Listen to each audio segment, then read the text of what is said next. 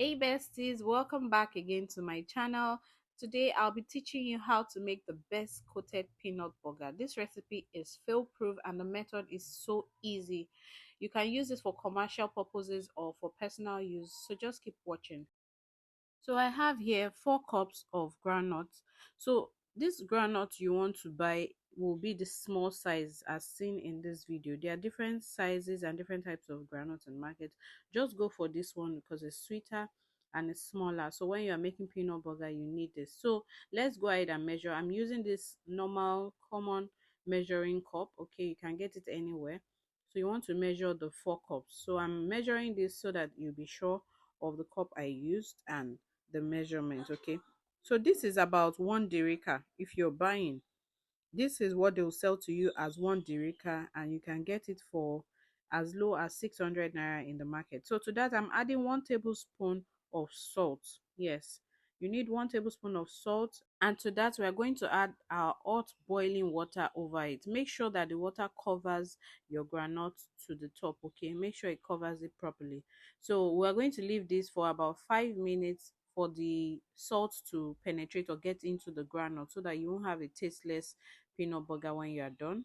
Okay, we're going to go ahead and measure. So I'm measuring it in 2 different places because I'll be dividing the recipe into two. Okay, so that's half cup of sugar in each of the bowls, and then 1 egg each in each of the bowls, as you can see. And I'm going to add half teaspoon of salt into each of the bowls. You can see that.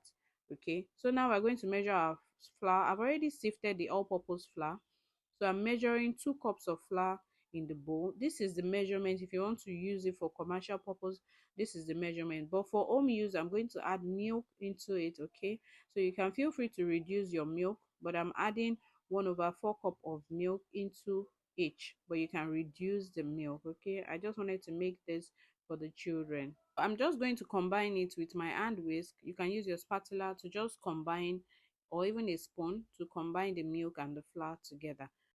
So after about 5 to 7 minutes, I'm going to strain out the water from the soaked granules. Okay, so we're going to go ahead and dry, but this is the water. This is what the water looks like. Okay, so you can sun dry it or you can dry it in your oven, but I'll be using my oven.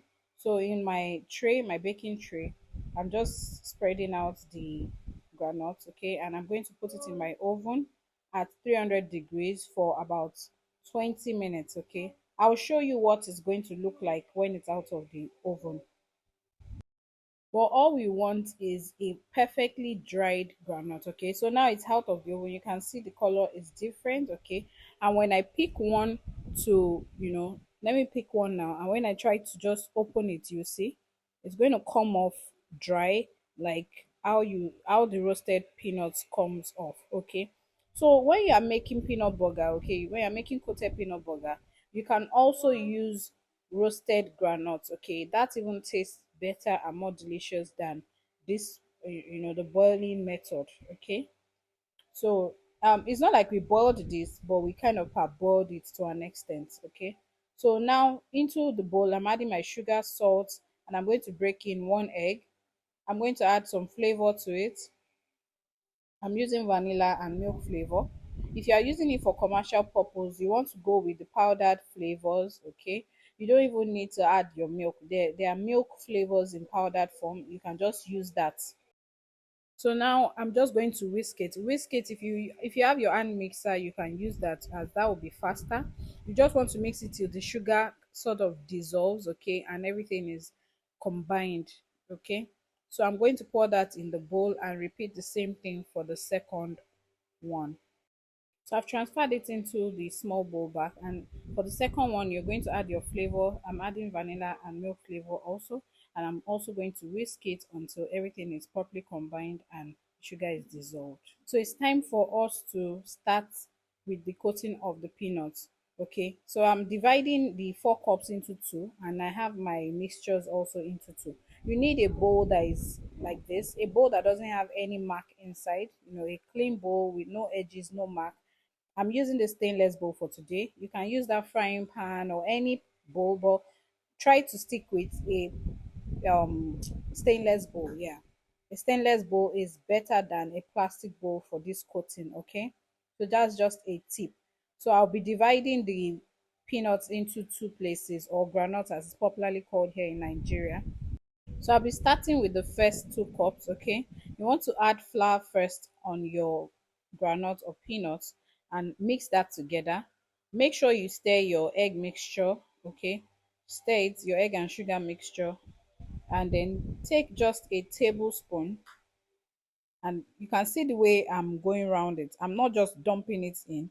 You can see the way I'm going around it. I'm just adding it into it gradually. Okay, now you want to go ahead and then move it in a circular motion, and after a short period of time you want to go ahead and toss it up.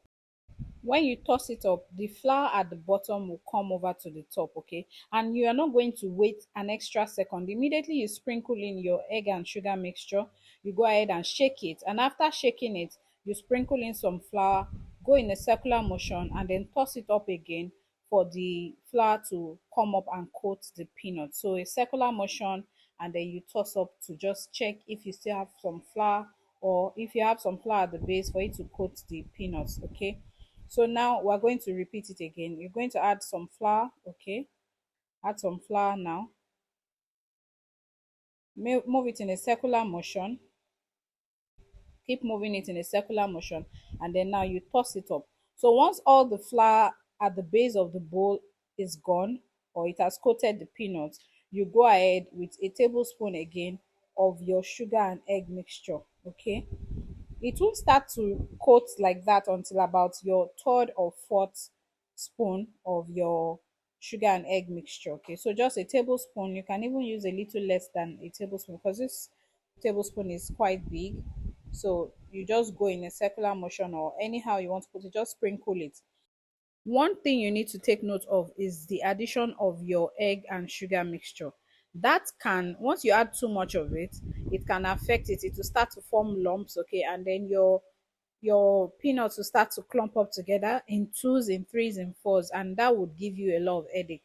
So what you want to do is just add a little bit, about a tablespoon of your egg and sugar mixture.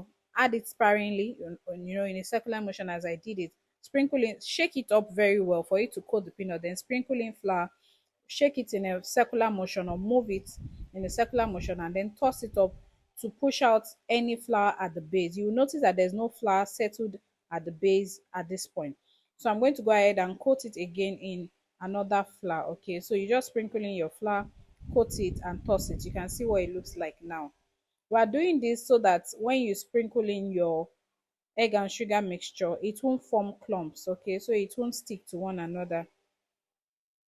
So as long as you will be cautious, or be careful of the quantity of flour you add in. Okay, just enough to coat it is what you need. So you can see this is the third time we're adding the egg and sugar mixture. So you just want to go ahead and coat it, and immediately after adding it, you don't wait a second. Just pick up your bowl and move it in a circular motion. You don't want it to stick to one and not go around the other. So move it very fast. Okay, the major thing you need to note is what I've mentioned earlier. Immediately you add your egg and sugar mixture, move it in a circular motion for it to coat the peanut, and then sprinkle in your flour. Move it in a circular motion again. Okay, the only thing is that when you are doing this, this is 2 cups we are doing in this bowl. So I'm going to do the next 2 cups in this bowl. You don't want to do too much quantity if you're using your hands. Okay, because you might start having aches around your wrist. Once you know how to make this coated peanut burger, you can give it to someone to do it, and as long as they follow the steps, it's fine, and the profit margin is quite enormous. So this is what we have now. You can stop at this point. Okay, it's fine, it's perfectly coated now. You can stop, or you can decide to coat it a little bit more like I will. So you want to go ahead and add in some flour. So before you add in the addition of your egg and sugar mixture, make sure that your peanuts is looking a little whitish. Okay, so that it can absorb the mixture of the egg and sugar. Okay, So you can also get the machine. There's industrial machine for peanut coating, okay, for peanut burger coating. So all you do is just be to fry it. You can get the machine. You can check on Google, okay. They sell it. The machine that can do 2 cups at a time, 1 cup, 3 cups, 4 cups, depending on the amount you have. You can decide to go for it if you want to do business with it, okay. So you can see how beautiful it looks, and it's perfectly coated and round. If you follow this procedure the way I showed you in this video, you get a perfectly rounded, perfectly shaped peanut. If you have anyone that is clumped together, I didn't get so much of it, maybe just about two of it, got clumped up together. All you want to do is dip it into the flour before you separate it and add it into your peanuts. Okay, so you go ahead and toss it up or move it in circular motion. So I'm perfectly fine with this. I have some leftover mixture of egg and sugar, and I also have some leftover of the flour mixture. So you can go ahead and coat it, but remember that I added some extra milk into this powdered milk, so that's why you have more of the flour mixture. So into your tray, it could be a baking tray or anything, you just go ahead and spread it. Even without frying, you can see how beautiful it looks. And we're just going to continue the same process for the second batch, which is the extra 2 cups that we're making it a total of 4 cups. The same procedure, you add in some flour first into your peanuts, coat it very well before you now go in with your egg mixture, and repeat the process till you get to the desired size, okay. So if you want to coat your peanuts, just be careful of the size you're making so that it can fry properly. Okay, so if you know you want to really coat it, you want it to be big in size, you can go for the roasted peanuts that has not been peeled, okay. So this is what the second one looks like, and because we use a stainless bowl, you can see that everything did not stick to the bowl. You can see I'm comparing the size of the first 2 cups to the second one, and it's perfect. You also notice that my peanuts does not look too white, so it's not too coated in flour. As long as it's not sticking together, you're good to go. You don't need to add too much flour to it. No. As long as it's perfectly coated, you've gotten the right size you want, and it's not sticking together, you do not need to add any more flour. So now I'm just going to add the second 2 cups together, mix it all together, and I've already started preheating my oil. You want to fry this on medium, not high heat, not very low heat.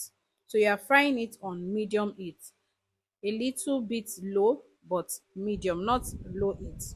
I don't know if you understand what I'm saying. You're going to fry it on medium heat because you don't want the whole peanuts to fry, the outer part to fry and the inside is still. Remember that we use this boiling method, okay. We pour boiling water over it, so the peanut will be soft on the inside, and you want to deep fry it so that the peanut can taste crunchy once it has cooled down, okay. So we'll go into the kitchen now and start frying. So you can see how hot the oil is. It's not too hot, but it is hot. So this is your medium heat. You will notice that you're not seeing so much flour inside the. You can if you won't even find any flour sediments, inside the oil. So your oil will still look very clean because you use the right amount of flour. But if you put too much of flour, once you pour it into your oil, the it will fizzle sort of. Okay, it won't be clear like this. So you want to continue stirring and stirring till you get your desired shade. So if you want it light golden brown, fine. If you want it lighter in shade, if you want it darker, it's up to you. So one thing I also want to mention is that the amount of peanuts you want to pour in into your oil is the amount you should have. Maybe put it in a bowl or put it on your frying spoon or something. But don't try to add in your peanuts twice. Don't go in with the first one and pour in. They won't fry at the same time, and it will give you different colors.